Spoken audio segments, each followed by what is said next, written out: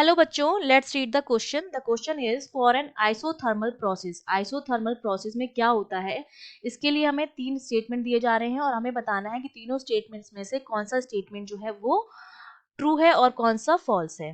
तो अब देखिए, हमें जो स्टेटमेंट दिया जा रहा है, पहला स्टेटमेंट है pressure of a given mass of a gas varies inversely as its volume.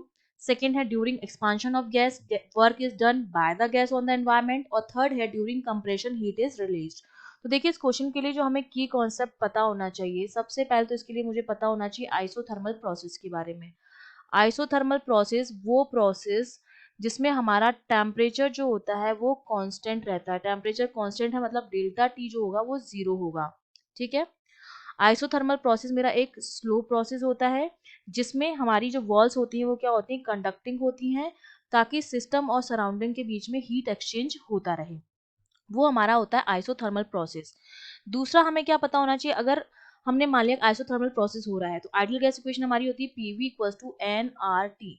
अगर किसी गैस के number of moles N, universal gas constant R और टी, ये तीनों चीजें आपकी कांस्टेंट है आइसोथर्मल में, मतलब पीवी जो मेरा होता है वो कांस्टेंट के बराबर आता है। मतलब मेरा जो पी होता है that is inversely proportional to the V, वो आता है आइसोथर्मल प्रोसेस में।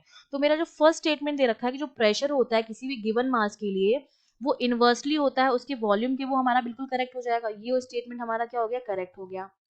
अब हम बात करेंगे एक्सपांशन की या कंप्रेशन की। जब भी किसी गैस को हम एक्सपांड करते हैं, जैसे ये हमने पिस्टन लगा रखा है, ठीक है, अब कोई गैस एक्सपांड होगी तो ऊपर जाएगी, इसका वॉल्यूम बढ़ेगा। इस पिस्टन को ऊपर करने के लिए इस गैस द्वारा काम करना पड़ेगा, मतलब work done by the gas होगा अगर एक्सपांशन हो रहा है तो। ठीक है, क्योंकि एक्सपांशन में वॉल्यूम जो होगा वो इंक्रीज होगा, वॉल्यूम इंक्रीज होता है तो प्रेशर कम होगा। प्रेशर कम होगा तो हमें क्या करना पड़ेगा, इसके अगेंस्ट क्या करना पड़ेगा, वर्क डन करना पड़ेगा, गैस को वर्क करना पड़ेगा। तो सेकंड जो है work is done by the gas, वो भी हमारा क्या हो जाएगा, बिल्कुल करेक्ट हो जाएगा। ठीक है। थर्ड स्टेटमेंट है कंप्रेशन के बारे में। जब हम गैस को कंप्रेस करते हैं, ठीक है, पहले यहाँ पर आ गई थी, यहाँ पर हमने एक्सपांड कर दिया उसको था, अब हम उसको कंप्रेस कर रहे हैं। जब हम उसको कंप्रेस करते हैं तो वॉल्यूम क्या होता है, डिक्रीज होता है। ठीक है, कंप्रेशन में क्या होता है, वॉल्यूम जो होता है वो डिक्रीज होता है। वॉल्यूम अगर डिक्रीज होगा तो प्रेशर क्या होगा, इंक्रीज होगा। तो प्रेशर अगर इंक्रीज होगा तो ये क्या करेगा, फोर्स लगाएगा गैस के ऊपर, तो work done on the gas होता है। ठीक है, work done on the gas होता है। और मैं जब उसकी बात करती हूँ फर्स्ट लॉ ऑफ थर्मोडायनेमिक की, तो फर्स्ट लॉ ऑफ थर्मोडायनेमिक हमारा क्या होता है, डेल्टा क्यू जो होता है वो delta W plus delta U के बराबर होता है।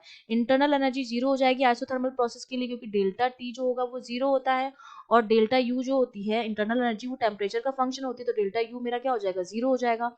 ये वाली जो हीट होती है वो होती है हीट एब्जॉर्ब, ठीक है, जिसको हम लेते हैं पॉजिटिव। और ये वाला मेरा होता है work done by the gas, जिसको हम क्या लेते हैं, पॉजिटिव। तो जब हम कंप्रेशन की बात करते हैं तो डेल्टा क्यू जो मेरा हो जाएगा, work done on the system हो रहा है तो माइनस में आ जाएगा, माइनस डेल्टा डब्ल्यू के बराबर आ जाएगा। और ये जब इसमें हीट में माइनस साइन आ गया तो मतलब अब जो हीट होगी मेरी क्या होगी, रिलीज होगी। ठीक है, अगर हीट पॉजिटिव आ रही है मतलब एब्जॉर्व हो रही है, और हीट अगर नेगेटिव आ रही है तो क्या हो रही है, रिलीज हो रही है। तो जो थर्ड स्टेटमेंट है मेरा वो भी क्या है, करेक्ट है।